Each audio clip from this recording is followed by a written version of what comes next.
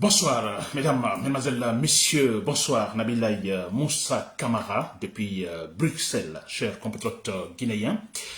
Très bien, alors voilà, j'ai un autre thème d'information politique, chers compatriotes guinéens. Le thème est politique, comme toujours. Et d'ailleurs, finalement, si vous pouvez le remarquer, je pense que je l'ai d'ailleurs dit que c'est le moment, donc, à jamais, pour effectivement essayer de combattre Mamadi Doumbouya. C'est le moment où il faut se lever, vous comprenez, et surtout, on a un élément importantissime à notre avantage, c'est-à-dire Mamadi Doumbouya est dans l'erreur, Mamadi Doumbouya est dans le mensonge, Mamadi Doumbouya est totalement perdu dans le mensonge. Vous savez que le mensonge ne peut pas gagner, n'est-ce pas? Et ça, c'est notre avantage. De la même manière, face à Alpha Condé, on disait la même chose, c'est-à-dire Alpha Condé n'avait aucune marge de vérité ou de raisonnement réel. Non, c'était du mensonge, donc c'était facile de le combattre. Et nous nous retrouvons maintenant face à Mamadi Doumbouya dans la même situation où nous avons l'avantage. Nous défendons la vérité et ils sont dans le mensonge, n'est-ce pas? Ils veulent transformer le mensonge en vérité. Nous avons l'avantage, chers compatriotes. Ça seulement doit tout simplement nous motiver pour effectivement dans cette lutte pour notre processus de démocratisation, n'est-ce pas? Très bien, chers compatriotes. Donc ce soir, j'ai donc un thème. Alors le thème avec trois éléments. Je vais parler d'abord de la transition. C'est quoi réellement la transition? Voilà, la transition, vous savez, c'est un concept très vague, n'est-ce pas? Mais il y a le résumé, n'est-ce pas? Le résumé, la transition signifie donner un bon exemple de gouvernance. Nous parlons de la transition politique, n'est-ce pas? Donner un bon exemple de gouvernance, c'est ça la transition politique. Très bien. Ensuite, j'ai un autre élément. Je vais parler de l'imam Mamadou Salihou Kamara. Je crois que c'est Mamadou Salihou Kamara, n'est-ce pas? Ou Salihou Kamara. Très bien, il est l'imam de la grande mosquée Faisal de Conakry. Cet homme est une honte, c'est un hypocrite, cet imam. Écoutez, du moment qu'il est hypocrite, il est dangereux, il est toxique, il est menteur, il défend le mensonge, on ne peut pas l'appeler imam. Il ne doit même pas pratiquer, vous comprenez, en fait, cette profession, s'il faut dire ainsi. Il peut pas, lui ne peut pas faire prier les fidèles musulmans, jamais. Je vais parler donc de Mamadou Salihou Kamara, l'imam de la grande mosquée Faisal de Conakry. N'est-ce pas? Ensuite, je parlerai de cette argumentation, je dirais ridicule, très ridicule, disons, que j'ai entendu de la part de certains éléments, disons, de la junte militaire. J'ai entendu Dansa Kourouma parler, défendre cette argumentation, et également le ministre des Affaires étrangères, Maurice Sanda Kouyaté, c'est-à-dire que, alors, juste pour argumenter, pour conforter leur argumentation concernant la candidature de Mamadi Doumbouya, alors ils sont en train de dire, et surtout étant dans l'embarras, parce que dans cette transition, Mamadi Doumbouya s'est engagé, il a prêté serment, il a juré, vous comprenez, alors, et il trouve une argumentation. Moi, écoutez, il y a une constitution qui va être élaborée, ou une constitution dans laquelle, alors, ces articles empêchant, ou de toute façon honorant l'engagement de Mamadi Doumbouya, alors ces articles n'y figureront pas. Alors, ils se disent, tous ils disent, écoutez, la charte est une chose, la constitution en est autre. Vous comprenez? Très bien. C'est-à-dire que, alors, si dans la charte de la transition, alors, il y a ce passage qui dit que ni Mamadi Doumbouya, ni aucun membre de son gouvernement, disons, ne sera candidat aux élections générales, alors, dans la Constitution, ce point-là n'existe pas. N'est-ce pas? Ce point, cet élément empêchant, alors, la candidature de Doumbouya n'existe pas. Alors, ils se disent, bon, écoutez, nous sommes finalement dans le cadre de la Constitution, la charte, ça, c'est dans la transition. Très bien, je vais parler tout à l'heure de ça aussi, chers compatriotes. Donc, ce sont donc des trois éléments, chers compatriotes, alors que je vais détailler tout à l'heure. Mais toujours avant de commencer, je crois que ça doit être le refrain, le leitmotiv finalement dans tous mes directs, c'est effectivement dire que ce n'est pas le moment de désespérer. On n'aura pas raison. Désespérer maintenant, non. Maintenant que nous avons la force, quand je parle de la force, c'est la force de l'argumentation, disons, rationnelle. Vous comprenez? Et cette force gagne toujours. Peut-être ça peut prendre du temps, mais elle gagne toujours. n'est-ce pas? Alors, je ne peux pas comprendre que certains, maintenant, n'est-ce pas, des gens même avec conviction et qui se battaient réellement, qui finalement, alors sont dépassés, qui disent, bon, écoutez, voilà, ils jettent tout simplement, voilà, ils ne veulent plus combattre l'éponge, n'est-ce pas? Alors, moi, je me dis, écoutez, non, il ne faut pas le faire. Il ne faut pas le faire. C'est maintenant que Mouadi Doumbouya et son groupe sont dans l'embarras. Ils sont dans, c'est-à-dire, peut-être nous ne serons pas là, mais je vous assure, et si ces gens-là se retrouvent entre eux là-bas, eux qui sont en train de mentir ou de manigancer, n'est-ce pas? Entre eux là-bas, je vous dis, il y a un problème, il y a une véritable, disons, inquiétude. Une véritable inquiétude, je veux dire. Mais c'est vrai. Parce qu'ils savent, ce qui est important, ils savent qu'ils ne sont pas sur le chemin de la vérité. Ils savent qu'ils sont en train de mentir. Mais ils se disent, nous nous imposons, nous avons la force, nous avons l'armement, nous nous imposons. Mais ils savent aussi le danger de cela. Vous vous imposez militairement, écoutez, il y a le danger de cela. Parce que ça ne finit pas toujours ainsi, n'est-ce pas, chers Guinéens? Très bien. Alors, je vais donc insister sur ce point, s'il vous plaît. Alors, soyons motivés. Et alors, si vous pouvez écrire, écrivez. Si vous pouvez faire donc des discours, faites-le. Alors, si vous ne pouvez pas écrire, ou plutôt, vous ne voulez pas vous faire voir publiquement à travers les écrits ou les discours, alors vous pouvez également écrire, donc envoyer des messages à ces gens qui sont prêts, par exemple, à dénoncer, n'est-ce pas, à parler, vous comprenez, vous le faites. Et là, vous participez activement également. N'est-ce pas? Il y a un exemple, j'ai pas mal de gens qui me contactent, qui pour des raisons professionnelles ou situations, je dirais, alors, situation, disons, territoriale, disons, aidant, alors ils ne peuvent pas, effectivement, se prononcer, se faire voir, n'est-ce pas? Alors, ces gens-là me contactent, franchement, ils me contactent, ils me donnent des conseils, ils me donnent pas mal d'idées. Alors, ça oui, ça c'est bien, ça non, etc., etc., parce que c'est des gens, généralement, ils ont beaucoup d'expérience. Mais comme je viens de le dire, les situations territoriales aidant, alors étant, en fait, voilà, qui pourraient avoir des conséquences sur leur profession ou leur travail, alors ils préfèrent se taire. Alors, ces gens-là me contactent, par exemple, pour me donner de véritables leçons, je vous le dis, de démocratie. C'est-à-dire pour dire, vous le faites bien, Nabilaï, et voilà ce qui manque, et voilà ce qu'il faut faire. Et c'est bien ce que vous faites, dites ceci, et voilà, n'est-ce pas? Et voilà, moi, je les écoute, j'analyse de mon côté, je prends ce qui est bien, et puis voilà. N'est-ce pas? Ça, c'est une bonne manière de participer également, disons, à une bonne manière de conforter, de participer, disons, à la réalisation de notre processus démocratique, chers Guinéens. N'est-ce pas? Très bien. On ne se décourage pas. On a raison, s'il vous plaît. On a totalement raison. C'est ça. Ça seulement, ça doit motiver. N'est-ce pas? Très bien. Chers Guinéens. Donc voilà, pour commencer, j'ai mon thème ici. Je vais commencer par l'imam, s'il vous plaît. Il y a le thème, la transition signifie, disons, donner un bon exemple de gouvernance. Mais je vais parler de Mamadou Salihou Kamara. C'est El Hadj, Mamadou Salihou Kamara. C'est une honte d'appeler ce monsieur finalement El Hadj, et même l'imam. J'ai eu pas mal de directs sur cet homme au temps de Alpha Condé, et voilà, il revient en fait au temps de Mamadi Doumbouya. Donc l'information c'est que on apprend que cet homme fait partie alors d'une délégation, je crois, qui est actuellement, sillonne actuellement au nom, disons, de la junte de Mamadi Doumbouya.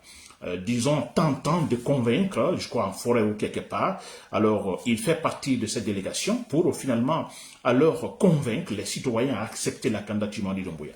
N'est-ce pas? Ça veut dire par là que l'homme tente effectivement d'utiliser, alors, vous comprenez, sa position comme étant une personnalité religieuse importante. Vous savez, il est l'imam de la grande mosquée de Faisal de Conakry. Donc, il utilise effectivement cette situation pour pouvoir influencer. N'est-ce pas? C'est pourquoi je dis il est grave. C'est une personnalité grave, hypocrite, dangereuse. N'est-ce pas? Très bien. Alors, Cet homme-là, franchement, parce que moi je me dis, un imam qui est incapable de dire la vérité, vous êtes imam, n'est-ce pas? En principe, la religion, la politique, non, nous les séparons. Maintenant, si l'imam doit participer, j'ai toujours dit qu'un imam peut donc intervenir dans le cadre politique. Si par exemple, alors le terrain politique, n'est-ce pas, dépasse également totalement ce qui est faisable, c'est vrai. C'est-à-dire que on ne contrôle plus la situation politique. On pourrait, par exemple, donc, aller vers la guerre civile et tant. Donc, les imams, les personnalités religieuses peuvent effectivement se lever et parler pour dire la vérité. Et non prendre pas, ils ne prennent pas position, mais disent la vérité à tous les protagonistes. C'est comme ça qu'un imam se comporte. Dire la vérité est dans l'objectivité. Vous ne prenez pas parti. Et surtout, vous défendez. Vous ne pouvez pas défendre celui-là qui utilise la force physique, qui massacre les citoyens, qui tue. Mais ce n'est pas possible. Ce n'est pas un imam. Alors on a Mamadou Salihou Kamara, ce monsieur, mais il a toujours, on l'a vu avec Alpha Condé, mais c'est vrai, maintenant on le voit du côté de Mamadi Doumbouya, il est toujours du côté du plus fort. Quand je parle de plus fort, alors c'est le plus faible, parce qu'il utilise la force physique. Il n'est pas pour le raisonnement, il ne raisonne pas pour convaincre. Et Mamadou Salihou, il va là-bas. Et pourquoi? Parce qu'il reçoit de l'argent. Là, il remplit ses poches, chers compatriotes guinéens. Comment pourrons-nous accepter, finalement, ça viendra, hein, ça viendra. Quand également ce militaire rationnel prendra le pouvoir, il sera question de rendre tout rationnel. Des imams, ou des imams comme Mamadou Salihou Kamara, nous les jetons à la poubelle. Ils sont jetés à la poubelle. Jamais des gens pareils peuvent s'arrêter devant les fidèles musulmans dans une grande mosquée comme celle de Conakry Faisal, faire prier. Un menteur qui fait prier les citoyens, les fidèles. Jamais. Pour nous accepter cela, cet homme qui est devant nous, qui fait prier des centaines de personnes, mais en lui, dis donc, cet homme n'est qu'un menteur, un hypocrite, un homme toxique, qui ne cherche que de l'argent. Il est incapable de dire la vérité. Il est incapable d'être objectif. Dis donc, si vous ne pouvez pas dire la vérité, vous ne pouvez pas dire la vérité. Vous avez par exemple peur, mais taisez-vous, fermez. Consacrez-vous à votre prière. Allez-y à la mosquée.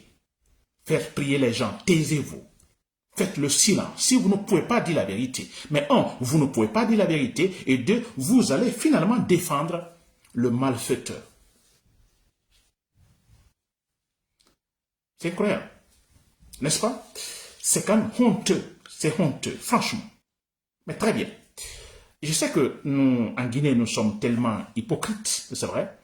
Alors, d'une façon générale, on est incapable également de raisonner et dire, nous aussi, dire à cet imam, alors également d'être alors là où il doit être. S'il ne peut pas dire la vérité ailleurs, qu'il se taise, il n'y a personne qui soit capable de le dire. Et là, je suis sûr à 100%. Mamadi Doumbouya va tomber.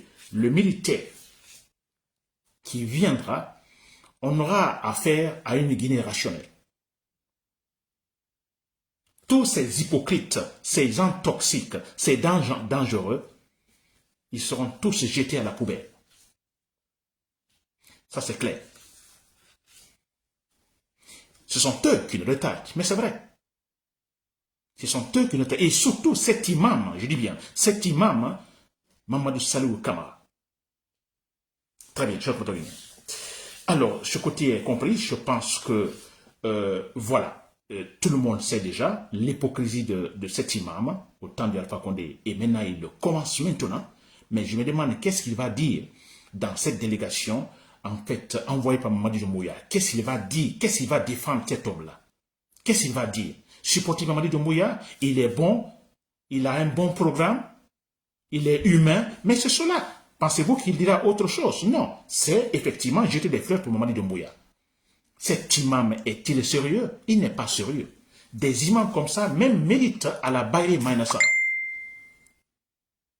Oui, vous vous mêlez à la politique et vous ne venez pas pour dire la vérité. Donc, nous pourrons le considérer comme, en fait, un intrus politique qui peut aussi mériter, effectivement, des actes sporadiques. Nous les éliminons, tout court. Très bien, cher Guinéen. Je vais passer à notre élément. Je vais parler donc de cette argumentation que certains membres de la junte militaire alors également tentent de pousser maintenant, n'est-ce pas? J'ai entendu ça dans le discours de Maurice Ndakouyaté, le ministre des Affaires étrangères, et dans Sakuruma aussi. Alors, selon ces gens, alors voilà, la candidature Mamadi Doumbouya, écoutez, ça ne peut pas être l'objet de, disons, de débat, n'est-ce pas? Et parce que tout simplement, ils se disent qu'il faut faire la différence entre la charte et la constitution. Moi, je me demande, la charte, c'est quoi alors? La charte, c'est une constitution politique. La charte est une constitution politique. Alors maintenant, alors qu'on nous dise, non, écoutez, dans la charte de la transition, il est mentionné que Mamadi Doumbouya, alors, ne peut pas se présenter, ni aucun membre de son gouvernement, mais qu'il y a une constitution qui est élaborée, là, il n'y a pas cette restriction. Alors, mais moi, je ne comprends pas, s'il vous plaît. Nous sommes dans la transition, quand ils sont arrivés, les militaires. Alors, je le disais hier, Mamadi Doumbouya a initié des actes politiques, n'est-ce pas, dont, effectivement, l'élaboration d'une charte politique pour la transition. C'est une constitution politique, la charte. N'est-ce pas? C'est cela. C'est une constitution. Ils ont élaboré. Et pourquoi cette constitution, cette charte doit servir de colonne vertébrale de la transition? C'est la référence, c'est la valeur. C'est la valeur. N'est-ce pas? Et dans cet article, plutôt dans cette charte, il y a cet article 46 qui est très clair, parlant effectivement, disons, de la non-candidature de Doumbouya, ni aucun membre, disons, de son gouvernement. N'est-ce pas? Et l'article ajoute, effectivement, non seulement ils ne seront pas candidats, donc pour les élections après la transition, ce point est très important. Aucun de ces gens, donc, peut être candidat.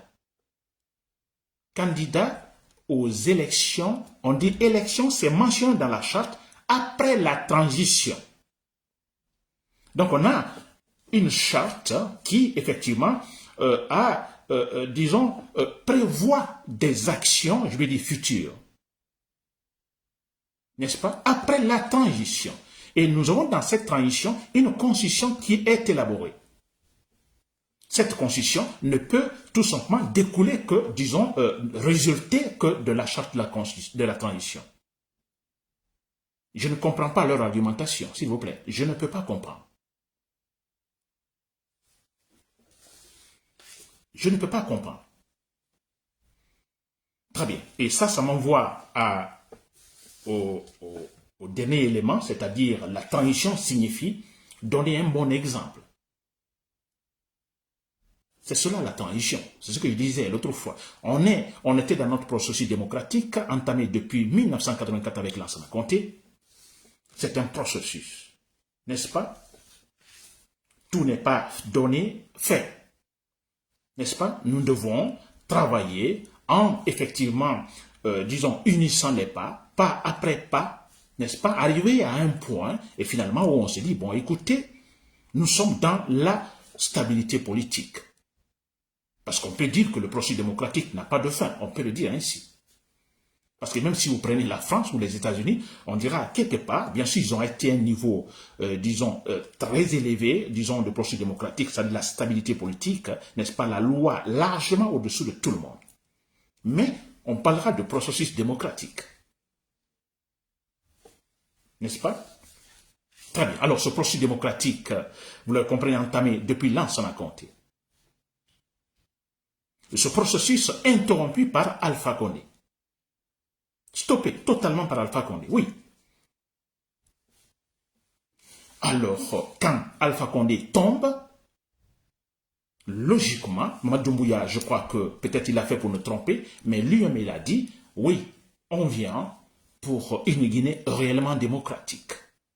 Une Guinée où la justice sera la boussole pour tous les Guinéens. Mais c'est cela. Ça, c'est pour la continuité de ce processus démocratique stoppé par Alpha Condé. Mais si Mamadou Doumbouya l'a dit, c'était pour nous tromper. Mais de toute façon, il l'a dit. Et ça, c'était la vérité. C'est pour continuer le processus, disons, politique stoppé par Alpha Condé. N'est-ce pas? Là, donc, comme c'était stoppé, Alpha Condé est tombé, le temps, effectivement, parce qu'Alpha Condé tombe, pourquoi Alpha Condé est tombé? Qu'est-ce qu'il a fait de mal? Beaucoup de choses, n'est-ce pas? Alors, dans cette transition, une période donnée, n'est-ce pas? Une période donnée, raisonnable, là, on va essayer tout simplement de mettre les points sur les i. D'abord, ce que Alpha Condé a fait, n'est-ce pas, dire, bon, désormais, on va essayer de travailler de telle sorte que désormais, aucun président ne soit capable de se comporter comme Alpha Condé l'a fait. N'est-ce pas? Et c'est ce travail qu'on fait dans la transition. Et si nous remarquons, depuis toujours, il y a un problème de gouvernance. Il y a un problème de personnalité, un problème de comportement. Donc, cette transition, réellement, c'est effectivement donner un bon exemple de gouvernance, donner un exemple de sincérité. Et surtout, le président de l'exécutif, le président Mamadi Doumbouya, maintenant, c'est lui qui doit donner un bon exemple de gouvernance. Parce que ça a été le problème antérieurement, depuis toujours, là, ça a compté, Alpha Condé. Ouais, tout ça, même avec Sekouba, on a eu ce comportement, ce mauvais comportement. N'est-ce pas? Alors, Mamadi Doumbouya, s'il renverse Alpha Condé, effectivement, et lui-même il a dit au départ, alors il a donné des principes, la parole de refondation, mais il est question que lui, il donne un bon exemple de gouvernance. N'est-ce pas? C'est le chef de l'exécutif, surtout en Guinée, notre système politique, c'est purement présidentialiste, c'est-à-dire le président a beaucoup de pouvoir, beaucoup. Je ne sais pas, on a hérité ça de la France, mais d'une façon générale, voilà, ça rejoint un peu cette masculinité, l'homme le plus fort, n'est-ce pas? L'homme est toujours fort, disons, par exemple, par rapport à la femme ou dans la famille, l'homme toujours le plus puissant, il a tout le pouvoir. C'est un peu cela. N'est-ce pas? Donc en Guinée, c'est comme ça. Une fois que quelqu'un il est président de la République, c'est fini. Il est considéré comme demi-dieu. Vous voyez? Alors ce demi-dieu, vous comprenez? S'il ne se comporte pas bien, alors tout est foutu. S'il se comporte bien, alors cela va influencer également tout le reste. N'est-ce pas? Donc il est question pour Mamadi Doumbouya de donner un bon exemple de gouvernance. Mais comment va-t-il donner un bon exemple de gouvernance s'il commence à mentir? C'est le problème, Mamadi Doumbouya. Mais c'est cela. S'il commence à mentir, vous êtes venu pour un objectif bien déterminé, n'est-ce pas? Alors, aider la Guinée à atteindre réellement une véritable stabilité politique à travers la démocratie. C'est ça, votre travail. Il n'est pas en train de le faire, Mamadi Doumbouya. Ça, nous le voyons. Alors, lui, il ne donne pas un bon exemple de gouvernance, ce qui fait que, regardez, dans son groupe, ses amis autres qui sont ministres ou autres, ils volent, ils font ce qu'ils veulent. Parce que Mamadi Doumbouya ne donne pas un bon exemple. Et donner un bon exemple de gouvernance, c'est quoi? C'est-à-dire que vous, président de la République, vous vous dites, la loi est au-dessus de moi. La loi est au-dessus de tout le monde, idem que moi. La loi est au-dessus de moi. Alors, si vous vous comportez ainsi, la loi est au-dessus de vous, mais il est clair que les autres, effectivement, se comporteront ainsi. Parce qu'ils se disent, ah, le président, il est respectueux des lois. Nous formons ses amis, ses copains ou ses parents. Mais attention, si nous commettons des délits, il ne pourra rien contre nous, parce que lui-même, il y a la loi au-dessus de lui. Vous voyez ce que ça fait? Alors, si vous commettez des délits, vous serez sanctionné, vous serez jugé et le président n'aura absolument rien à faire. Parce qu'à lui aussi, la loi est au-dessus de lui. Mais c'est très clairement. Maintenant, si lui qui doit donner un bon exemple, non, il se met au-dessus de la loi. Mais c'est clair, ses amis, ses parents, ils commettront des délits. Vous comprenez? Ils n'ont pas peur. Parce qu'ils se disent, bon, la loi, notre chef est, notre parent, il est au-dessus de la loi. Pensez-vous que la loi va nous condamner? Mais non, ils n'ont pas peur. Et regardez, ils bloquent de l'argent, des millions de dollars. Voilà, il n'y a pas de problème. ils se disent quelque part que non, Mamadi Doumbouya, et voilà, il ne laissera pas la justice guinéenne le sanctionner. N'est-ce pas, cher compteur guinéen? Ce point est super important. Donnez mon exemple. Je vous assure, lui seul, le président. Mais c'est ça, parce que tout le monde a peur de lui. C'est lui qui a beaucoup de pouvoir. C'est lui qui a ce pouvoir, par exemple, de décréter. Vous comprenez? De nommer des ministres, le gouvernement et tout ça. C'est lui. Il a beaucoup de pouvoir. Et chez nous, il y a cette culture-là. N'est-ce pas? Et tout de suite, voilà, on se soumet.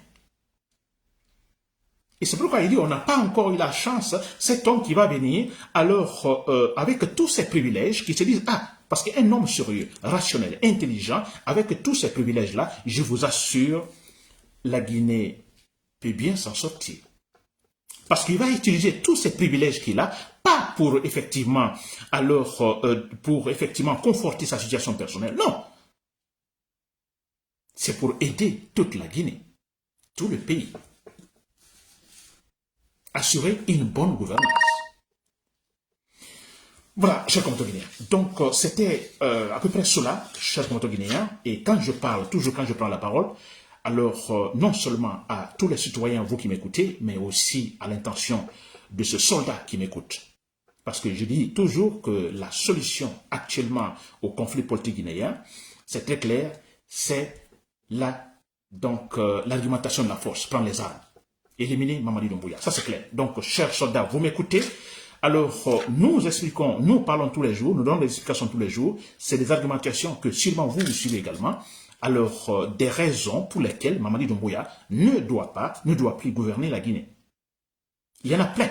Des centaines d'argumentations, des raisons, alors démontrant que Mamadi Doumbouya, cet homme qui est Mamadi Doumbouya, alors ne mérite que, effectivement, de véritables sanctions. Sanctions, je dirais, sanglantes.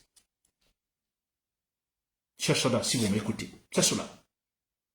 Je crois que ça, vous êtes gâtés maintenant, mais regardez ce qui se passe.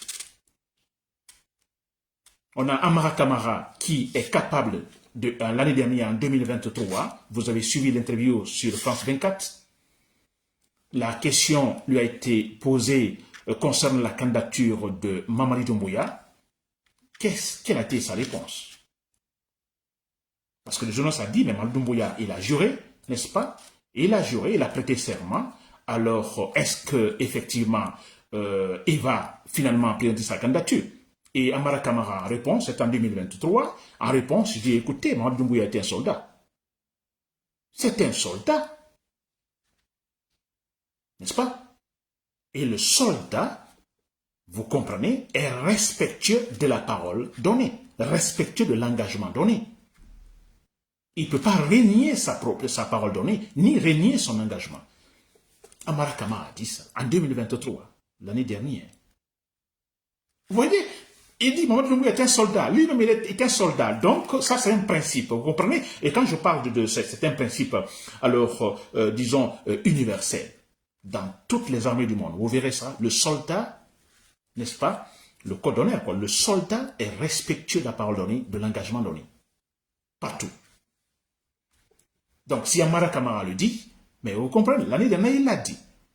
Alors nous on se dit aujourd'hui, parce que Amara Kamara a une autre version, un autre discours aujourd'hui, cette semaine même, on a entendu Amara Kamara dire que Mamadi Doumbouya peut effectivement, il est un citoyen, qu'est-ce qui l'empêche en droit ou disons, en matière, disons, de constitution, effectivement, de présenter sa candidature. Il est citoyen comme tous les Guinéens.